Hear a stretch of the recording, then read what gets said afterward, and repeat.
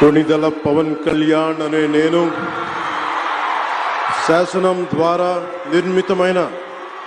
భారత రాజ్యాంగం పట్ల నిజమైన విశ్వాసం విధేయత చూపుతానని, భారతదేశ సార్వభౌమాధికారాన్ని సమగ్రతని కాపాడుతానని, ఆంధ్రప్రదేశ్ రాష్ట్ర మంత్రిగా నా కర్తవ్యాలను శ్రద్ధతో అంతఃకరణ శుద్ధితో నిర్వహిస్తానని, భయం గాని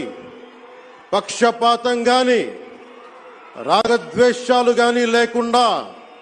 రాజ్యాంగాన్ని శాసనాలని అనుసరించి